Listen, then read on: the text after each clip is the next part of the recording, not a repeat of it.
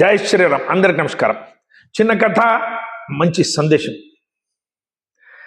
అయోధ్యలో రామమందిరం నిర్మాణమైంది. అక్కడ ఏమేం చేంజెస్ అయింది, రామమందిరం అయిన తర్వాత ఏమైంది, ఐఐఎం లక్నో వాళ్ళు, యూనివర్సిటీ వాళ్ళు ఒక సర్వే చేసి రిపోర్ట్స్ ఇచ్చారు. ఆ రిపోర్ట్స్ ఒకసారి చూద్దాం. రామమందిరం నిర్మాణం చేసేటప్పుడు ఆబ్జెక్షన్ చేసేవాళ్ళు చాలా మంది ఉన్నారు మన దేశంలో. కమ్యూనిస్టులు కానీ, బుద్ధిజీవులు కానీ, కాంగ్రెస్జీవులు కానీ, వీళ్ళంతా ఎందుకు కడతారు రామ మందిరం? అక్కడ ఒక హాస్పిటల్ కట్టండి, నలుగురికి ఉపయోగం అవుతుంది. అక్కడ ఒక స్కూల్ కాలేజ్ తెరవండి, నలుగురికి ఉపయోగం అవుతుంది. కొందరైతే అక్కడ లాట్రిన్లు కట్టండి, ఎవరికైనా ఉపయోగం అవుతుంది నలుగురికి. ఎందుకు కడతారు మందిరం? ఏం అవసరం ఉంది? కాంగ్రెస్ ఇంకా ముందర పోయిండు. సుప్రీంకోర్టుకి ఒక అఫిడవిట్ ఇచ్చిండ్రు, రాముడే పుట్టలేదు, రాముడు ఒక కల్పన, రాముడు ఈ దేశంలో లేనేలేడు అని అఫిడవిట్ ఇచ్చిండ్రు. ఎవరూ ప్రతిష్టాపనకు రాలేదు, ఎవరూ రామ మందిరానికి ఈ రోజుకు దర్శనం పెద్ద లీడర్స్ రాలేదు. వాళ్ళ నోరు నుంచి జై శ్రీరామ్ అంటలేరు. కాంగ్రెస్ ఎవరు జై శ్రీరామ్ అంటలేరు. కాంగ్రెస్ వాళ్ళు ఎవరు భారత్ మాతకి జై అంటలేరు. రోహింగ్యాలు ఈ దేశం నుంచి పోనీ అని ఎవరు కాంగ్రెస్ అన్నారు. వాళ్ళ ఆలోచన విధానమే ఆ మాదిరిగా ఉంటుంది. కాంగ్రెస్ అంటేనే ఆలోచన విధానం వేరే. వాళ్ళు ఓన్లీ కుటుంబ పాలన, భజన చేసేవాడు. అయితే ఈరోజు అక్కడ అయోధ్యలో అంత చేంజెస్ అయింది, మీరు చూస్తే ఆశ్చర్యపోతాం. 10,000 కోట్ల రూపాయలు రెవెన్యూ వచ్చింది, 400 కోట్ల రూపాయలు జిఎస్టీ కట్టిండ్రు. అక్కడ 150-200 ఈ రిక్షాలు ఉంటే ఈరోజు 1700 ఈ రిక్షాలు నడుస్తున్నవి. వాళ్ళకంత జీవనోపాయం దొరుకుతుంది. హోటల్స్ సంఖ్య పెరిగిపోయింది, షాపుల సంఖ్య పెరిగిపోయింది, స్కూళ్ళు 60 స్కూళ్ళు అయినవి, 80 కొత్త బ్రాంచెస్, బ్యాంక్ బ్రాంచెస్ అయినవి. ఇవన్నీ చేంజెస్ అవుతున్నది. 400 కోట్ల రూపాయలు వాళ్ళు జిఎస్టీ కట్టిండ్రు. ఇన్ని మందికి ఉద్యోగం దొరుకుతుంది, రెవెన్యూ అవుతుంది. పూలవాడు అమ్మేవాడు, టెంకాయ అమ్మేవాడు, ప్రతి ఒక్కరికి అక్కడ లాభం దొరుకుతుంది. ప్రతి ఒక్క లేబర్ ఈడ బతుకుతున్నారు. ఈరోజు వేల సంఖ్యలో, లక్షల సంఖ్యలో అక్కడ ప్రజలు వస్తున్నారు, పోతున్నారు. వాళ్ళకంతా జీవనోపాయం దొరుకుతుంది. ఇదంతా రామ మందిరం నుంచి ఇదైంది. మీరు చూడండి, జెరూసలంలో ఒక సంవత్సరానికి క్రిస్టియన్స్ 80-90 లక్షల మంది మాత్రమే దర్శనం తీసుకుంటారు పూర్తి ఒక సంవత్సరంలో. మక్కాలో పూర్తి ఒక సంవత్సరంలో 2 కోట్ల మంది మాత్రమే వస్తారంట మక్కాకి.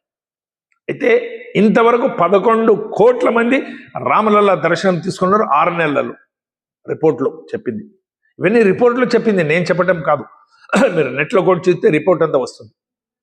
ఇదంతా చేంజెస్ అయింది. ఇదంతా దేవస్థానం గురించి అయింది. మన దేశంలో చోళల కాలం నుంచి దేవస్థానాలు ఉన్నవి. వాళ్ళంతా ఐడియా ఇట్లా ఎందుకు ఉండేనంటే, ఒక దేవస్థానం నిర్మాణం చేస్తే అక్కడ ఒక గురుకులం నడిచేది. ఒక దేవస్థానం నిర్మాణం చేస్తే అక్కడ టెంకాయ అమ్మేవాడు, పూలు అమ్మేవాడు, ప్రసాదం అమ్మేవాడు, ప్రతి ఒక్కరికి ఉద్యోగం దొరికేది. పూజారికి కానీ, కసు ఉడిచేటోళ్ళకి కానీ, టెంకాయ అమ్మేటోళ్ళకి కానీ, ప్రసాదం అమ్మేటోళ్ళకి కానీ అందరికీ రెవెన్యూ సర్క్యులేట్ అయ్యేది. ఇదంతా మందిరాల నిర్మాణం నుంచి అయిన లాభం. ఈరోజు మందిరం నిర్మాణం అయిన తర్వాత అక్కడ హాస్పిటల్స్ అయినవి, మందిరం నిర్మాణం అయిన తర్వాత అక్కడ కాలేజెస్ అయినవి, మందిరం నిర్మాణం అయిన తర్వాత అక్కడ లేబర్ బీద వాళ్ళకు ఉద్యోగం దొరికింది. 1600 ఈ రిక్షాలు నడుస్తున్నవి. వాళ్ళంతా జీవనోపాయం దొరకలేదా? వాళ్ళకంతా చేంజెస్ రాలేదా? ఏం లాభం అని చెప్తున్నారు. 1949లో ఫిబ్రవరి 22వ తారీఖు రాత్రి అక్కడ రామ్లల్లా ప్రకట అయితే పండిత్ నెహ్రూ ఇమీడియట్ తీసేయండి, ఆ మూర్తులను పీకి పారేసేయండి అని ఆర్డర్ చేసిండు. కేకే నాయర్ అని అక్కడ కలెక్టర్ గారు. ఆయన నా ఉద్యోగం రాజీనామా చేస్తేనే కానీ రామలల్లా నాన్న అక్కడి నుంచి తీయను. అది కోట్ల కొద్దిగా ప్రజలకు విశ్వాసం, శ్రద్ధ, నమ్మకం. ప్రకటైండు రాముడు అంతే అని నాయర్ గారు చెప్పిండు. ఈరోజు మేము కేకే నాయర్ని కూడా జ్ఞాపకం చేసుకోవాలి.